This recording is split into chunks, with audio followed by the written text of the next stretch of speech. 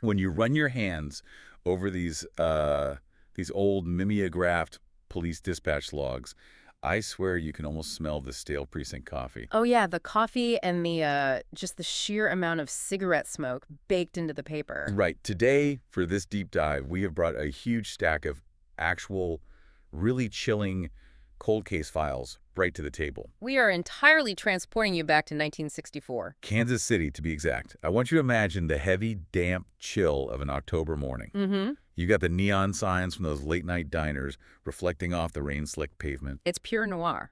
It really is. And we are going on a mission today. That mission is to step into a real-time, pulse-pounding investigation of a shadowy figure.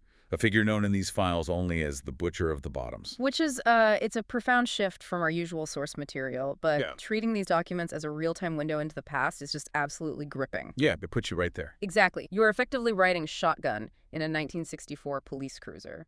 You hear the static on the radio, you feel the tension between the detectives. And you uncover the clues at the exact same moment they do. Right. It really is a masterclass in how a serialized true crime narrative unfolds from the ground up. You know, starting with just one horrifying anomaly in the dark. Okay, let's unpack this. Because to truly understand what you are about to witness in these transcripts, you have to understand the battleground. The landscape is everything. Yeah. Kansas City in 1964 is a city in major transition. You read through the historical context notes we have here, and it paints a picture of a metropolis that is wrestling with some very dark ghosts. For those who aren't familiar with the local history, the Pendergast political machine is the biggest ghost of them all. Oh, absolutely. This was a massive, mob-tied political syndicate that practically owned Kansas City for decades. I mean, they essentially invented the modern concept of systemic municipal corruption. They wrote the playbook. They really did. So even though the machine is technically broken by 64, the infrastructure of looking the other way is still completely baked into the city's institutions. Which leaves a massive power vacuum, Yeah. right? Right.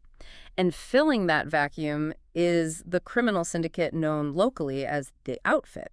They still run the warehouses, and they operate heavily in the shadows of the West Bottoms.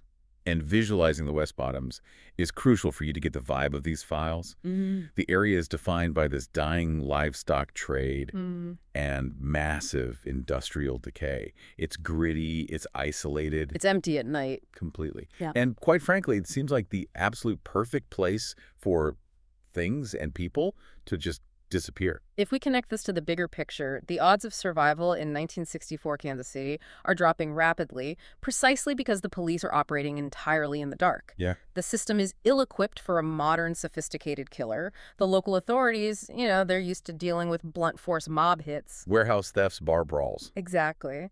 When a true, calculated predator enters this ecosystem, the chances of them pulling off a perfect crime skyrocket. Because the cops don't even know what they're looking at. The authorities simply don't have the framework to recognize it until it is far too late. Especially considering the massive technological limitations. When someone goes missing back then, the odds of actually solving a murder are staggeringly low compared to today. Yeah, almost zero. There's no DNA testing. No. There are no security cameras on the street corners.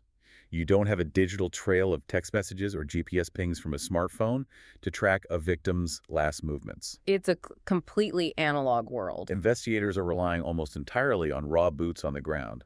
It's shoe leather detective work and pure gut instinct. Which leaves an enormous amount of room for human error. It really does. Which brings us to document D in our stack. This is where it starts getting real. Yeah, this is a Kansas City Police Department, or KCPD, Sector 3 radio dispatch transcript. The date is October 14th, 1964. The log starts at 06, 12 hours. So it's just past 6 in the morning, barely light out. Dispatch reports a high-priority call from a night watchman at the Kansas City Livestock Exchange. And the watchman tells dispatch there is a display inside Grain Silo 4. That specific word is deeply unsettling.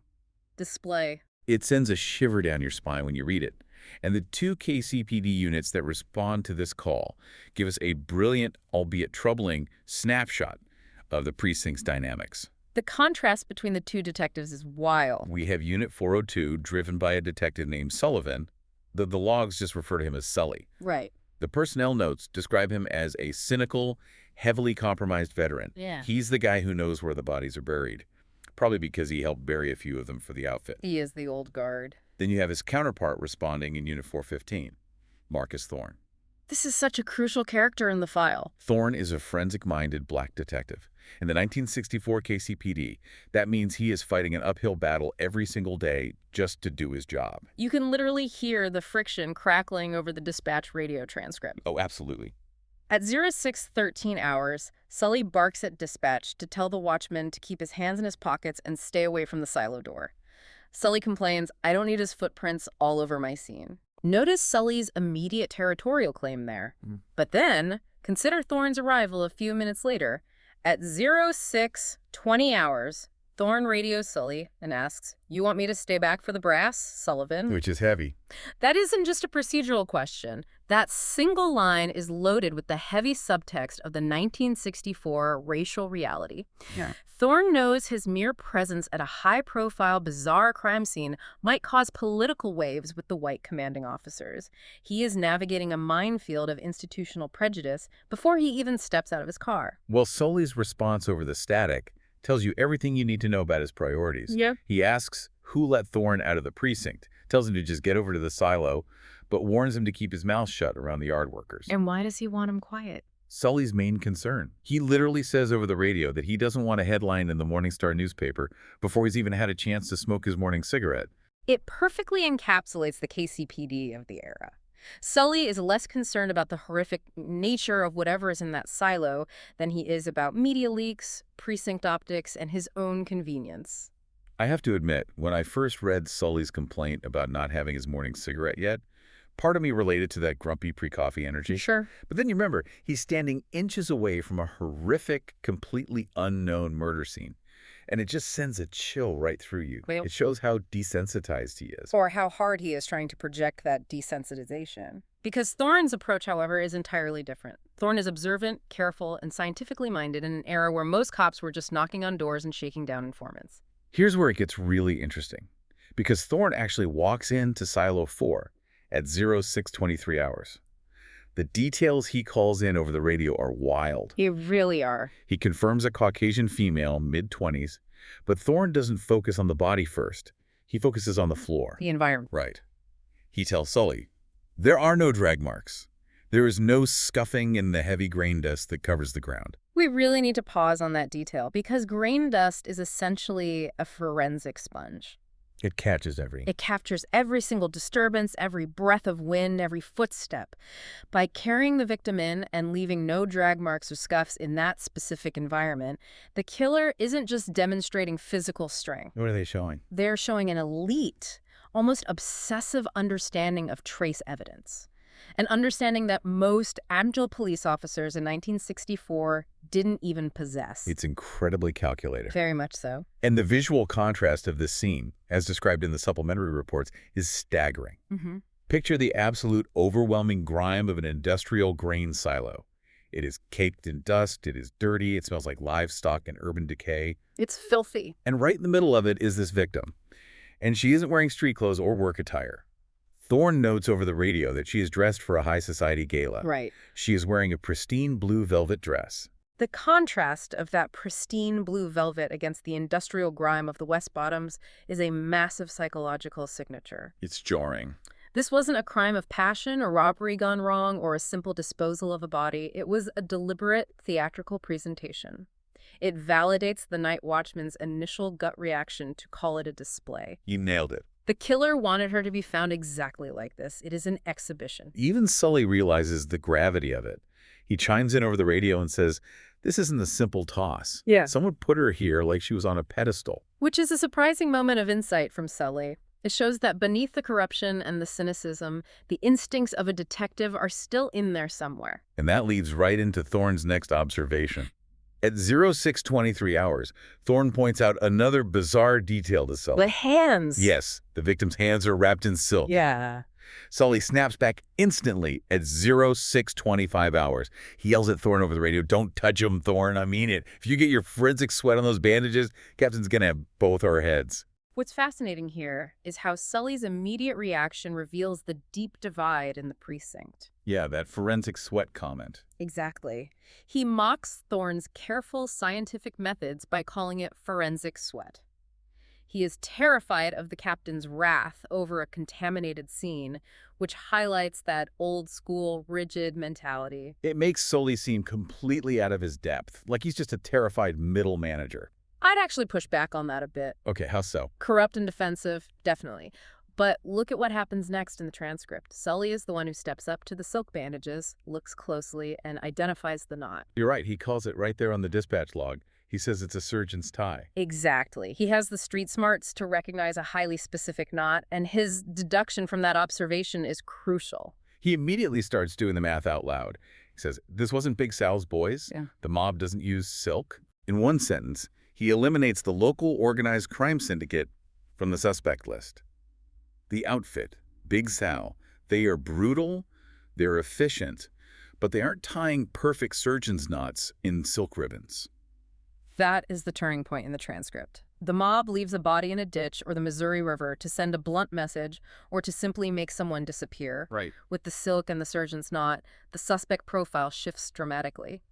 We are moving rapidly away from a street thug or a mob enforcer into the realm of an elite predator. And the secret evidence we have access to in these cold case file stuff, the patrolman on the scene didn't know yet, takes this to a terrifying new level. The autopsy notes. Yeah, I was looking at the supplemental autopsy notes from Document D, and one chemical stood out to me, but I couldn't quite make sense of the pharmacology for a street crime in 1964. It says, the killer used sodium pentothal along with precise scalpel cuts.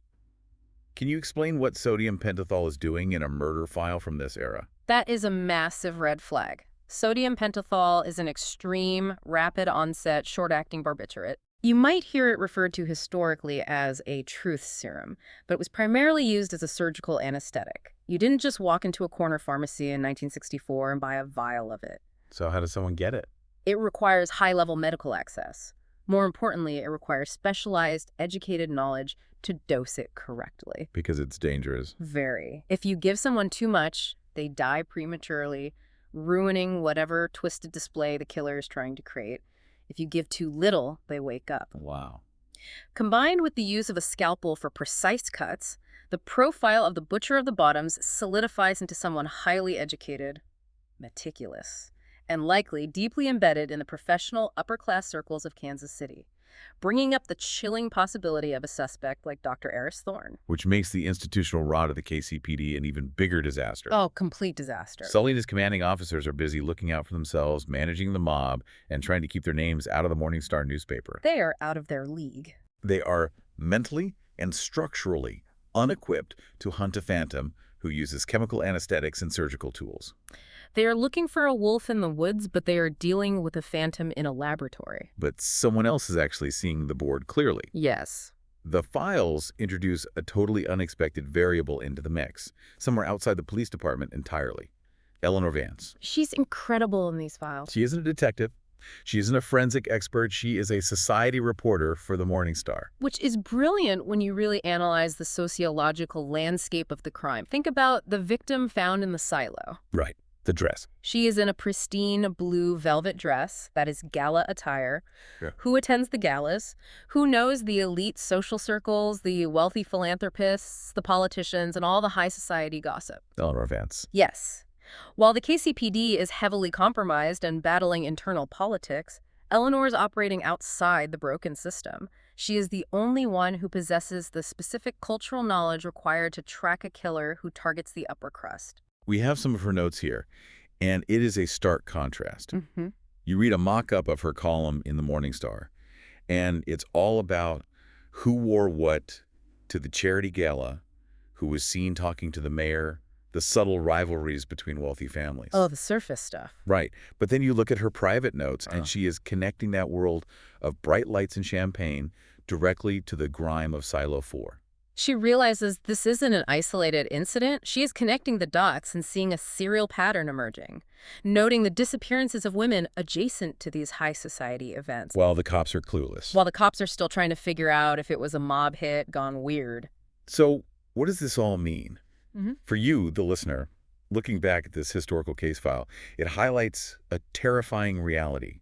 When the institutions that are supposed to protect the public are corrupt, distracted, or incompetent, monsters absolutely thrive. They hide in the blind spots. They operate right in the blind spots of the system. And it often takes outsiders, people who aren't bound by the rules of the corrupted system, to actually see the truth.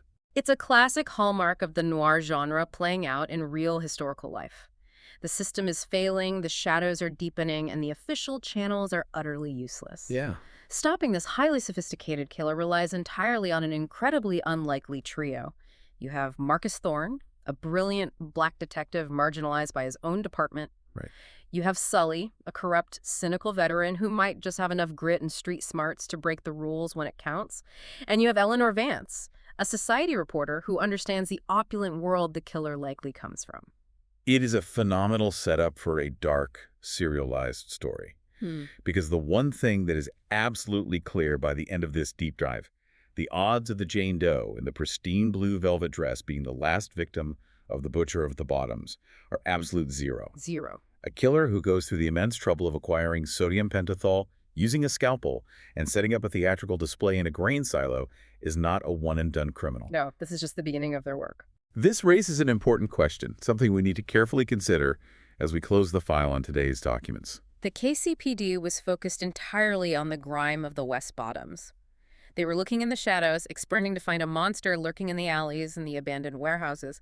But the physical evidence, the silk, the surgeon's knot, the anesthetics points in the exact opposite direction. It does. And I want to leave you with a final, very chilling thought to mull over as you think about these files. Okay. If this butcher has unrestricted access to restricted barbiturates like sodium pentothal, if they utilize perfect, precise scalpel cuts, and if they have the steady hands to tie flawless surgeon's knots, Yeah. what if the greatest danger to 1964 Kansas City isn't lurking in the dark alleys of the West Bottoms at all? What if the monster they are hunting is hiding in plain sight, walking the brightly lit, sterile, and deeply trusted halls of the city's finest medical establishments? That's terrifying. What if the killer is the very doctor you trust to save your life? Keep your eyes open. You never know who is behind the mask.